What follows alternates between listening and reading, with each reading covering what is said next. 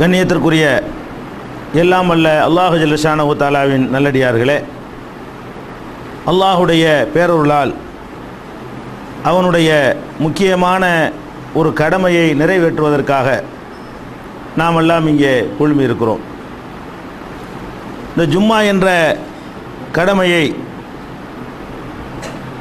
நிறைவேற்றி வருகின்ற நாம் இந்த ஜும்மாவுடைய ஒழுங்குகளை, ஜும்மாவுடைய சட்டதிட்டங்களை, ஜும்மா நாளுடைய சிறப்புகளை, இந்த நாளிலே கடைபிடிக்க வேண்டிய நடைமுறைகளை எல்லாம் முதலிலே அறிந்து கொள்ள கடமைப்பட்டிருக்கிறோம். இந்த ஜும்மா என்ற வணக்கம் ஒவ்வொரு வாரமும் வணங்கக்கூடிய சிறப்பு வழிபாடு நபிகள் நாயகம் ஸல்லல்லாஹு அலைஹி வஸல்லம் அவர்களுடைய காலத்திற்கு முன்னால் இருந்தே ஒவ்வொரு சமுதாயத்திற்கும் இறைவன் வழங்கினான். நபிகள் நாயகம் ஸல்லல்லாஹு அலைஹி வஸல்லம் அவர்கள் சொன்னார்கள், சமுதாயங்களிலே நாம் தான் கடைசி சமுதாயமாக இருக்கிறோம். ஏன்னா கடைசி நபி என்பதனால் சொல்கிறார்கள், சமுதாயங்களிலேயே நாம் தான் கடைசி சமுதாயமாக இருக்கிறோம். நமக்கு முன்னால் 2 சமுதாயங்கள் இருந்தார்கள்.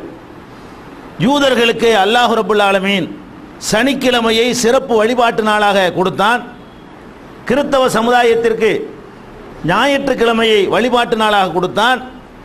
நமக்கு அல்லாஹ் வெள்ளிக்கிழமையை தந்திருக்கிறான். நாம் கடைசி சமுதாயமாக இருந்தாலும் இதிலே நாம் முந்திய சமுதாயமாக இருக்கிறோம்.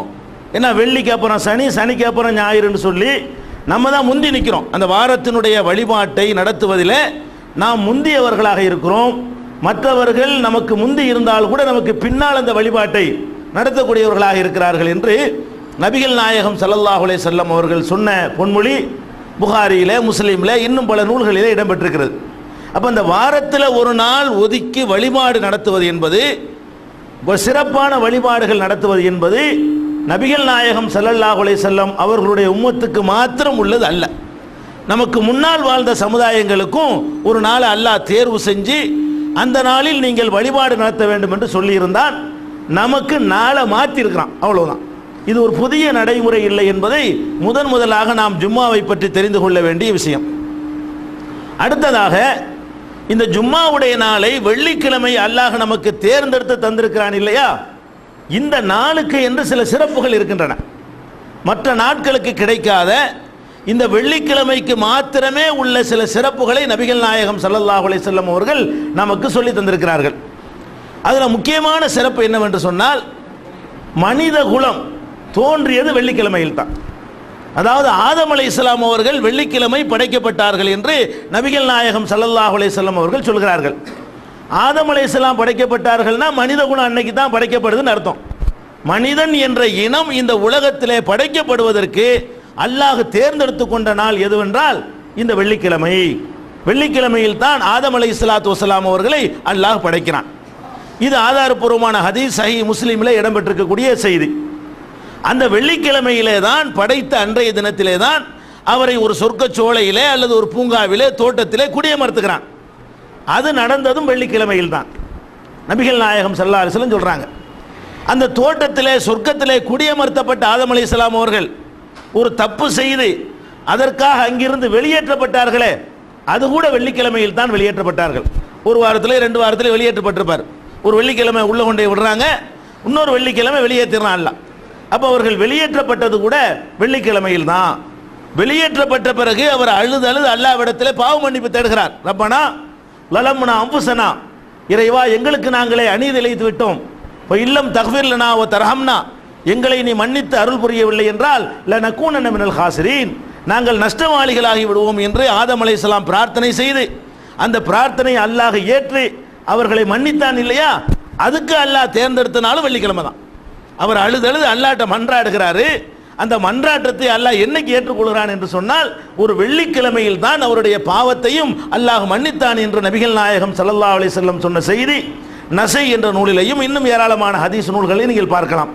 அப்போ ஆதம் அலைஹிஸ்ஸலாம் மன்னிப்பு பெற்றது கூட அந்த வெள்ளிக்கிழமையில் தான். ஆதம் அலைஹிஸ்ஸலாம் மரணித்தது வெள்ளிக்கிழமையில் தான். நபிகள் இதெல்லாம் ஆதாரபூர்வமான ஹதீஸில் உள்ள செய்திகள். நபிகள் நாயகம் ஸல்லல்லாஹு அலைஹி வஸல்லம் சொல்கிறாங்க, ஆதம் அலைஹிஸ்ஸலாம் படைக்கப்பட்டது வெள்ளிக்கிழமை, அவர் மரணித்தது வெள்ளிக்கிழமை. அவருடைய உயிரை வாங்குவதற்கு அல்லாஹ் தேர்ந்தெடுத்தது கூட வெள்ளிக்கிழமை தான். அவரை பொறுத்த வரைக்கும் அவருடைய மரணமும் அவருடைய பிறப்பும் அவருடைய படைப்பும் வெள்ளிக்கிழமை நிகழ்ந்த மாதிரி மனித குலத்தினுடைய பிறப்பு வெள்ளிக்கிழமை நடந்துச்சு இல்லையா? அதனால மனித குலத்துடைய அழிவையும் அல்லாஹ் வெள்ளிக்கிழமை தான் நடத்த போறான். கியாம நாள் உலகம் அழிய போகுது இல்லையா? அந்த உலகம் அழிவதற்கு அல்லாஹ் தேர்ந்தெடுத்து கொண்ட நாள் எதுன்னு கேட்டா அது வெள்ளிக்கிழமை.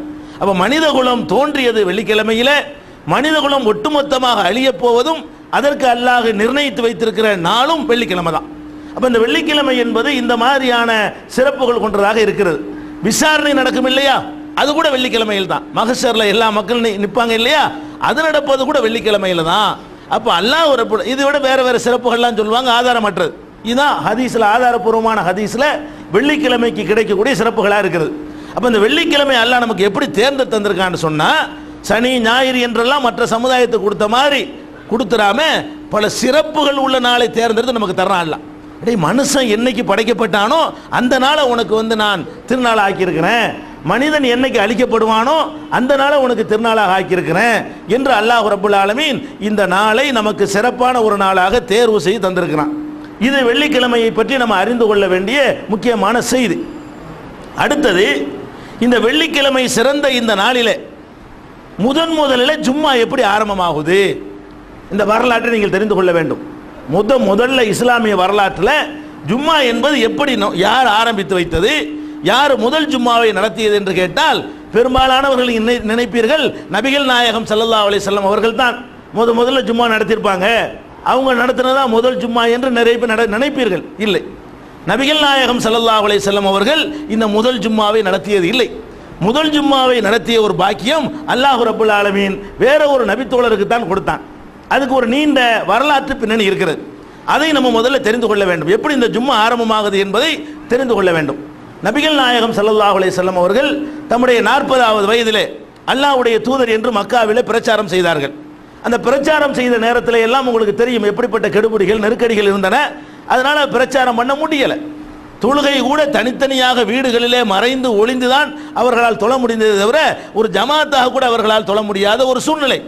மக்காவில் இருந்த காலம் வரைக்கும் அவங்களால் ஜும்மா நடத்த முடியவில்லை. மக்காவில் வாழ்ந்த அந்த 13 வருட காலத்திலையும் அவங்க ஜும்மா எதுவும் நடத்தினது கிடையாது. மக்காவில் ஜும்மா நடக்கவே இல்லை. நபி ஸல்லல்லாஹு அலைஹி வஸல்லம் உடைய காலத்தில் அவங்களுடைய அந்த 40வது வயசுல இருந்து 53 வயசு வரைக்கும் உள்ள அந்த 13 ஆண்டு கால மக்காவில் வாழ்ந்த அந்த காலத்தில் பிந்தி ஜும்மா நடந்துச்சு. மக்கா நம்ம ஆட்சிக்கு வந்த பிறகு நடந்திருக்கிறது. இந்த 40வது வயசிலிருந்து 53வது வயசு வரைக்கும் நபி ஸல்லல்லாஹு அலைஹி வஸல்லம் அவர்கள் மறைந்து ஒளிந்து பிரச்சாரம் செய்து கொண்டிருந்த காரணத்தினால் அங்கே எந்த ஜும்மாவும் நடக்கவில்லை. அப்போ இந்த மக்காவை பொறுத்த வரைக்கும் அங்கே காபாங்கிற ஆலயத்தை அரபுகள் எல்லாம் புனிதமாக கருதினார்கள். அந்த ஹஜ்ஜி சீசனில் எல்லாரும் வந்துருவாங்க. எல்லா பகுதிகளிலிருந்து கூட்டமாக அந்த காபாவை நோக்கி வருவார்கள். அந்த ஹஜ்ஜிக்கு வரக்கூடிய மக்களிடத்தில் நபிகள் நாயகம் ஸல்லல்லாஹு அலைஹி வஸல்லம் அவர்கள் அந்த கூட்டத்தில் போய் தான் இறை தூதர் என்பது சொல்லுவாங்க. உள்ளூர் மக்களுக்கு சொல்கிற மாதிரி வெளியூர்ல இருந்து நிறைய மக்கள் இறங்கிடுவாங்க இல்லையா? ஒவ்வொரு ஏரியாவை போவாங்க. ஒரு 50 பேர் இருந்து அங்கே போய் நிற்பாங்க. நான் தான் அல்லாஹ்வுடைய தூதர், அல்லாஹ் மட்டும் வணங்குங்க, வேற யாரையும் வணங்காதீங்க, கற்களை வணங்காதீங்க, சிலைகளை வணங்காதீங்க, மனுஷனை வணங்காதீங்க என்றெல்லாம் நபிகள் நாயகம் ஸல்லல்லாஹு அலைஹி வஸல்லம் அவர்கள் அந்த மக்களிடத்தில் ஹஜ்ஜுக்கு வரக்கூடிய மக்களிடத்தில் பிரச்சாரம் செய்வார்கள். காது கொடுத்து கேட்பாங்க, சில பேர் கேட்க மாட்டாங்க. இப்படி ஒரு 13 ஆண்டு காலமும் நபி ஸல்லல்லாஹு அலைஹி வஸல்லம் அவர்கள் ஹஜ்ஜுக்கு வரக்கூடிய மக்களிடத்தில் பிரச்சாரம் செய்து கொண்டிருக்கிறார்கள். நபி ஸல்லல்லாஹு அலைஹி வஸல்லமுடைய 10வது ஆண்டில், நுபுவத்துடைய 10வது ஆண்டில், அதாவது அவங்களுடைய 50வது வயசுல அந்த கட்டத்தில் மதீனாவிலிருந்து ஒரு 6 பேர் கொண்ட குழு வர்றாங்க அந்த ஹஜ்ஜுக்காக வேண்டி.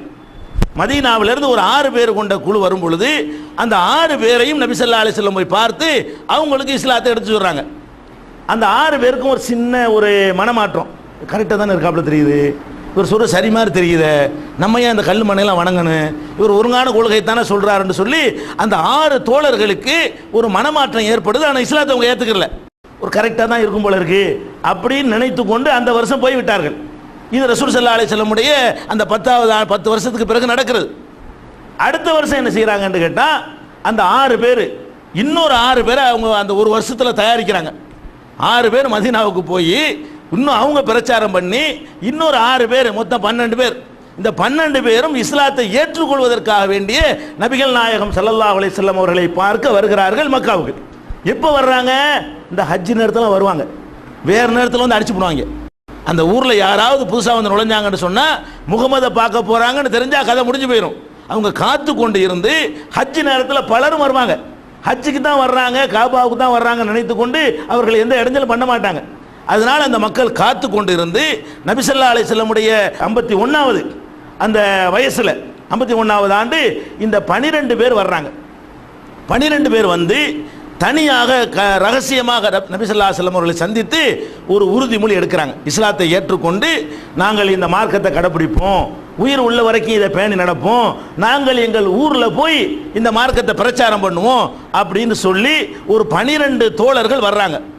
யார் தலைமையில் வர்றாங்கன்னு கேட்டால் அஸ்ஸாத் பின் சுராரா என்ற சஹாபியுடைய மதீனாவாசி, அந்த ஹஸ்ரஜ் கோத்திரத்தை சேர்ந்தவர். அவருடைய தலைமையில் 12 பேர் கொண்ட குழு முதல்ல மதீனாவிலிருந்து இஸ்லாத்தை தழுவுகிறது. இந்த 12 பேர் தான் இஸ்லாமிய சாம்ராஜ்யத்துக்கு அடித்தளம் வகுத்தவர்கள்.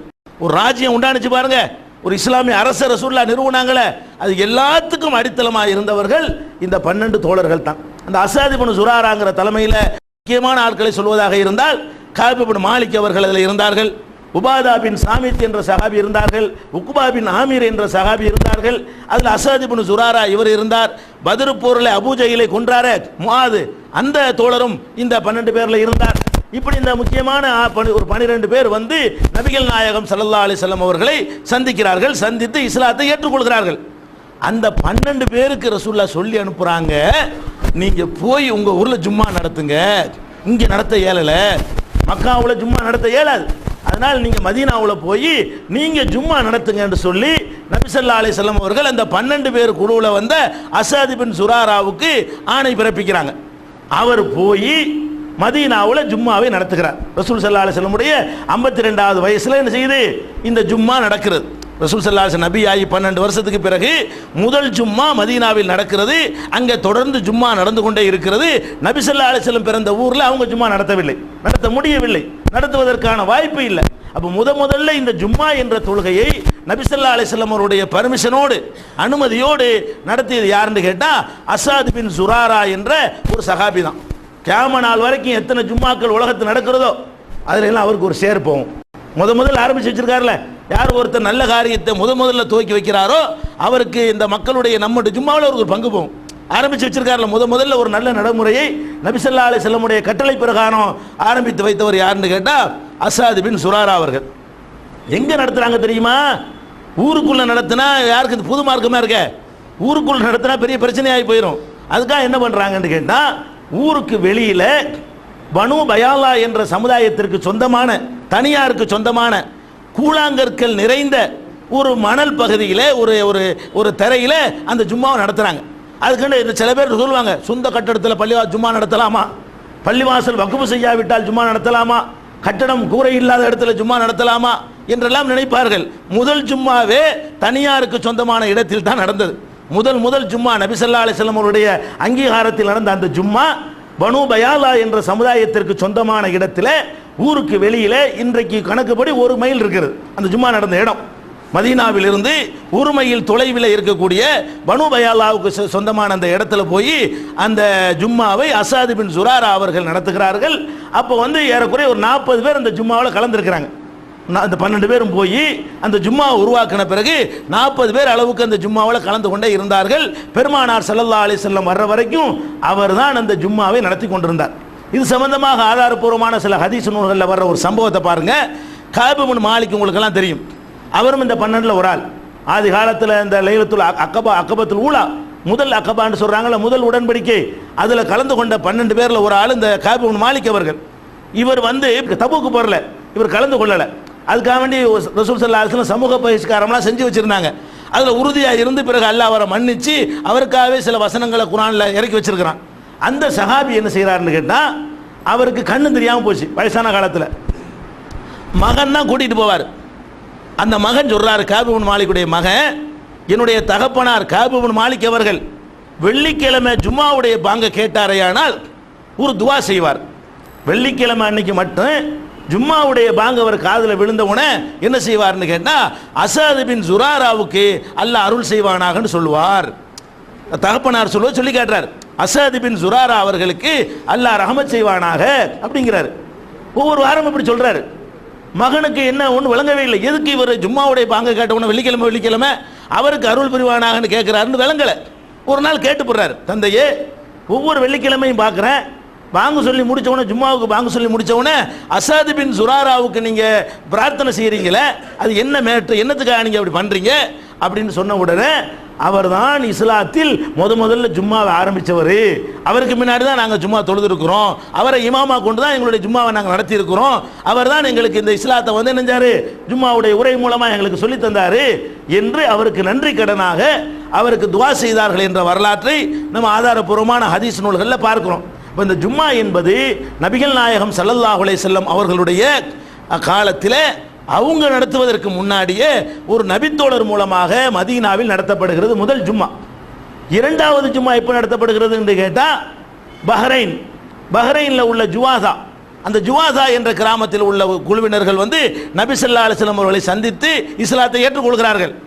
அவங்களுக்கு நீங்கள் போய் ஜும்மா நடத்துங்க அப்படின்னு அவங்களுக்கு டைரக்ஷன் பண்ணுறாங்க.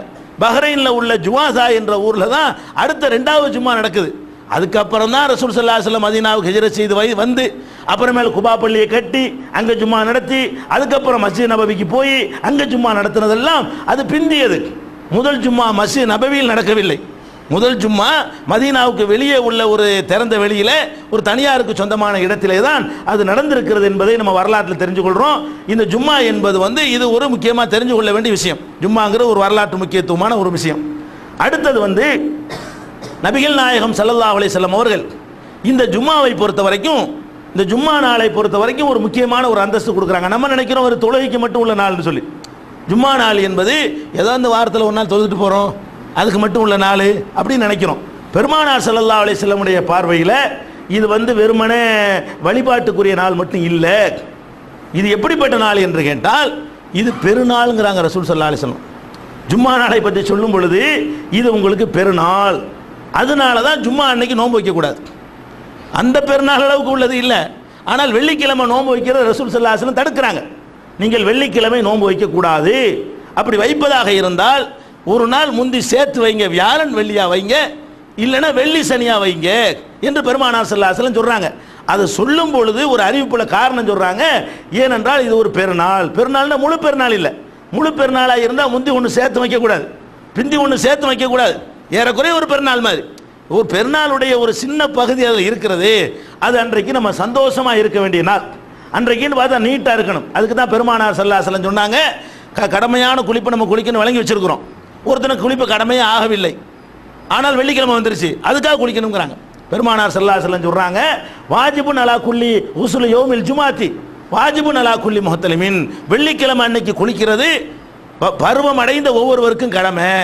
ஆணா இருந்தாலும் பெண்ணா இருந்தாலும், பள்ளிக்கு வரக்கூடியவர்களாக இருந்தாலும் வராதவர்களாக இருந்தாலும், பெண்கள்லாம் வராமல் இருப்பாங்க இல்லையா, வராமல் இருந்தாலும் பருவ வயசு அடைந்தவர்களாக இருந்தால் இஸ்லாத்தில் வாரத்தில் ஒரு நாள் குளிக்கிறது கட்டாய கடமை. நீங்கள் குடும்ப வாழ்க்கையில் ஈடுபட்டாலும் சரி, உங்கள்கிட்ட அழுக்கு இருந்தாலும் சரி, அழுக்கு இல்லாட்டாலும் சரி, வெள்ளிக்கிழமையாவது குளிச்சிடணும். மார்க்கத்தில் வாரத்தில் ஒரு நாள் குளிக்கணும்னு கட்டாயமாக்கணும். ஒரே மார்க்கம் உலகத்தில் இஸ்லாம் தான். கட்டாயமாக குளிக்கணும். மற்ற டெய்லி குளிக்கலாம், நீங்கள் குறைஞ்சபட்சம் வாரத்தில் ஒரு நாளாவது என்ன செய்யணும், குளிச்சிடணும். எவ்வளோ குளிர் பிரதேசமாக இருந்தாலும் அது வெள்ளியாக இருக்கணுங்கிறாங்க. குளிக்கிறத மட்டும் சொல்லலை, அன்றைய தினத்தில் வெள்ளிக்கிழமை அன்றைக்கு நீங்கள் குளித்து விடுங்கள், எண்ணெய் பூசிக்கொள்ளுங்கள், நறுமணம் தேய்த்து கொள்ளுங்கள். இதெல்லாம் பெருநாளுடைய அம்சம். இதெல்லாம் என்ன அம்சம்? பெருநாள் அன்னைக்கு தான் நம்ம நீட்டாக இருக்கணும். வெள்ளிக்கிழமை அன்னைக்கு முசாபிர் மாதிரி வரக்கூடாது. வெள்ளிக்கிழமை அன்னைக்கு பைத்தியம் முடிச்ச மாதிரி இருக்கக்கூடாது.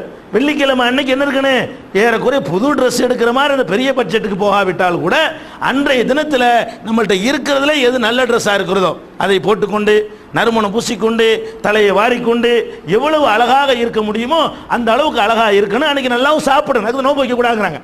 நோன்பு வைக்கக்கூடாதுன்னு ஏன் சொல்கிறாங்கன்னு கேட்டால், வெள்ளிக்கிழமைக்கு தான் நல்ல சிறப்பான சாப்பாடு சாப்பிடணும். அப்போ இது ஒரு ஏறக்குறைய பெருநாள் மாதிரி உள்ளது. அந்த பெருநாள் தினம் மாதிரியான ஒரு அந்தஸ்தை நபிகள் நாயகம் ஸல்லல்லாஹு அலைஹி வஸல்லம் அவர்கள் இந்த வெள்ளிக்கிழமைக்கு கொடுத்திருக்கிறார்கள். எனவே இந்த தொழுகைக்கு மட்டும் உள்ளது நினைச்சுக்க கூடாது. ஏதோ வெள்ளிக்கிழமை ஜும்மா தொழுகை முடிஞ்சு போச்சு, அந்த நாள் முழுசும் நமக்கு பெருநாள்.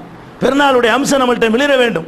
அன்னைக்கு பூரா நம்ம என்ன செய்யணும், நல்ல விசேஷமாக தாராளமாக செலவு பண்ணணும், நல்லா சாப்பிடணும். இன்றைக்கும் சாப்பிடுவதை விட சிறப்பான கறிகள்லாம் எடுத்து சாப்பிட்றோமா இல்லையா, அதெல்லாம் தப்பு கிடையாது. தப்பு கிடையாது மட்டும் இல்லை, அது ஒரு நல்ல மரபு. பெருமானார் ஸல்லல்லாஹு அலைஹி வஸல்லம் பெருநாள் என்று சொன்ன காரணத்தினால உண்பது இதற்கெல்லாம் கூடுதலாக மற்ற நாளை விட சிறப்பான முறையில் ஏற்பாடு செய்ய வேண்டும் என்பதையும் பெருமானார் ஸல்லல்லாஹு அலைஹி வஸல்லம் அவர்களுடைய இந்த பொன்மொழியிலிருந்து விளங்கிக் கொள்கிறோம். அப்போ ஜும்மாவுக்கு இப்படி ஒரு சிறப்பு இருக்கிறது. அதுபோக இந்த ஜும்மா நாளில் பெருமானார் ஸல்லல்லாஹு அலைஹி வஸல்லம் அவங்க இப்போ 5 வேளை தொழுகை நம்ம கடமை தான், 5 வேளை நம்ம கடமை தான். ஆனால் இந்த ஜும்மாவுக்கு என்ன பண்ணுறாங்க தெரியுமா? யார் ஒருத்தன் ஜும்மாவுக்கு வராமல் இருக்கிறானோ அந்த வீட்டுக்கு போய் அந்த வீட்டை தீ வச்சு கொளுத்தி வீட்டோடு அவங்கள எரிச்சிடலான்னு நினைக்கிறேன். இப்படி சொன்னது மற்றதுக்கு சொன்னது இல்லை. இந்த ஜும்மா நாளை பற்றி பெருமானார் ஸல்லல்லாஹு சொல்கிறாங்க, இந்த ஜும்மாவுக்கு வரணும் என்பது எவ்வளோ பெரிய முக்கியத்துவமானது என்று கேட்டால், வரலை என்று சொன்னால் நான் தீ வச்சு கொளுத்திடுவேன். கொளுத்தலை, ஒரு எச்சரிக்கைக்கு சொல்கிறாங்க. தீ வச்சு கொளுத்தலாம்னு நினைக்கிறேன், அவ்வளோ ஒரு கடுமையான ஒரு விஷயம் என்று பெருமானார் ஸல்லல்லாஹு அலைஹி வஸல்லம் அவர்கள் சொல்கிறார்கள்.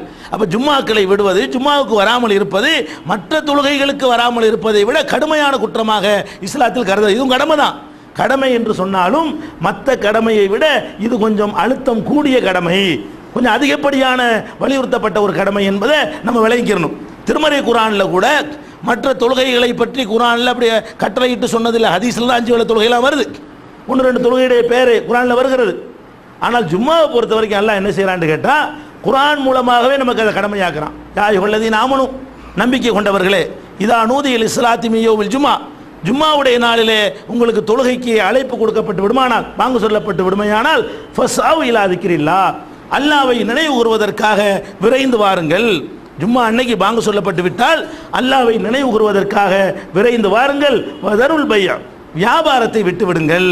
வியாபாரத்தெல்லாம் மூடி வச்சுவிட்டு உடனே பள்ளிவாசலுக்கு ஓடி வாருங்கள் என்று அல்லாஹ் ரப்பல் ஆலமீன் திருமறை குர்ஆனில் கட்டளை இடுகிற அளவுக்கு இந்த ஜும்மாவுடைய நாள் ரொம்ப முக்கியத்துவமான ஒரு நாளாக இருக்கிறது. இது ஒரு முக்கியமான கடமையாக இருக்குது, விளங்கிக் கொள்ள வேண்டும். அடுத்து பெருமானார் ஸல்லல்லாஹு அலைஹி சொன்னாங்க, இந்த ஜும்மா தொழுவுறீங்க, ஜும்மா தொழுவும் பொழுது ஒரு ஜும்மா தொழுதுட்டீங்க, அடுத்த வாரம் தான் அடுத்த ஜும்மா வரப்போகுது. இந்த ஒரு ஜும்மாவுக்கு இடையில் நம்மிடத்தில் எத்தனையோ தவறுகள்லாம் ஏற்படும். மனுஷன் என்ற முறையில் நம்ம என்ன செய்வோம், சில தப்புகளை பண்ணிடுவோம், பாவங்கள் செஞ்சிருவோம்.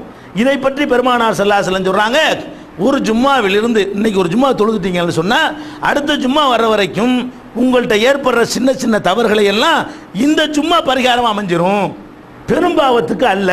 அது சேர்த்து சொல்லிட்டாங்க. அதுக்காண்டி திருடுறது, கொள்ளையடிக்கிறது, விபச்சாரம் பண்ணுறது, தண்ணி அடிக்கிறது, இப்படி பாவங்கள் இல்லை. சும்மா நம்மளை அறியாமல் டக்கு டக்குன்னு சின்ன பாவம் ஏற்படும்ல, ஒருத்தனை கோல் சொல்லிடுவோம், ஒரு புறம் பேசிடுவோம், டக்குன்னு ஒரு பையன் சொல்லிவிடுவோம், ஒருத்தனை கிண்டல் பண்ணிடுவோம். இது மாதிரி சின்ன சின்ன பாவங்கள் நம்மள்கிட்ட ஏற்படும். இந்த மாதிரி பாவங்கள் ஏற்படுமையானால் அதுக்கு தனி ஸ்பெஷலாக பாவம் மன்னிப்பு நீங்கள் தேட வேணாம். ஜும்மாவுக்கு கரெக்டாக இஸ்லாம் சொல்லக்கூடிய முறை பிரகாரம் அட்டன் பண்ணி கொண்டிருந்தோமையானால் எந்த முறையில் வரணும்னு பின்னாடி சொல்லுவோம். எப்படி வரணும், வருவதற்குரிய ஒழுங்கு என்ன, பள்ளியில் உட்கார்ந்துருக்கிற ஒழுங்கு என்ன, குத்துபாவை கேட்குற ஒழுங்கு என்ன, இது எல்லாத்தையும் பேணி பின்னாடி நம்ம சொல்ல போகிறோம் இன்ஷா அல்லாஹ். அந்த ஒழுங்குகளோடு நீங்கள் ஜும்மாவுக்கு வந்தீர்களேயானால் ஒரு ஜும்மாவிலிருந்து மறு ஜும்மா வரைக்கும் உள்ள பாவத்திற்கு அந்த ஜும்மா பரிகாரமாகும். ஆனால் பெரும்பாவங்களுக்கு பரிகாரம் ஆகாது. பெரும்பாவனை தனியாக அழுது மல்லட்ட மன்னிப்பு கேட்கணும். பெரிய பெரிய பாவங்கள் நம்மள்கிட்ட ஏற்பட்டு விட்டால் அதற்கு தனியாக மன்னிப்பு கேட்டுக்கொள்ள வேண்டும். இது மன்னிப்பு கேட்காமலேயே இந்த பாவங்கள் அளிக்கப்பட்டுரும் என்று சொல்லி பெருமானார் ஸல்லல்லாஹு அலைஹி வஸல்லம் அவர்கள் சொல்லி இருக்கிறார்கள். இதை உணர்ந்து நம்முடைய ஜும்மாவுடைய முக்கியத்துவத்தை அறிந்து நம்முடைய வாழ்க்கையை அமைத்துக் கொள்ள வேண்டும். ஜும்மா குறித்து இன்னும் பல செய்திகள் இருக்கின்றன. இன்ஷா அல்லாஹ் அதை அடுத்தடுத்த வாரங்களில் தொடராக பார்த்துவிட்டு மற்ற செய்திகளுக்கு போகலாம்.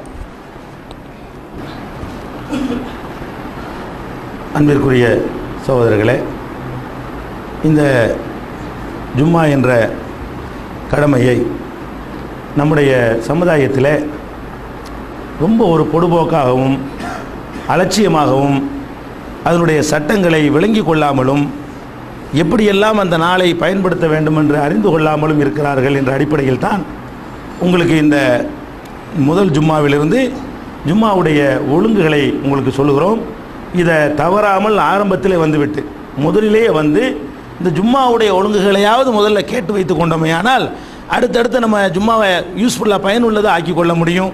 அதற்காக தான் உங்களுக்கு இந்த வேறு வேறு தலைப்புகளை எடுக்காமல் ஜும்மாவுடைய முதல் நம்ம ஆரம்பிக்கிற இந்த முதல் ஜும்மாவுடைய ஒழுங்குகள் சொல்லப்படுகிறது.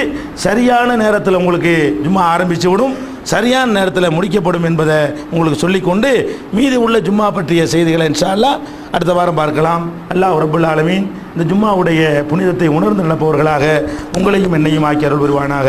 வாஹிர்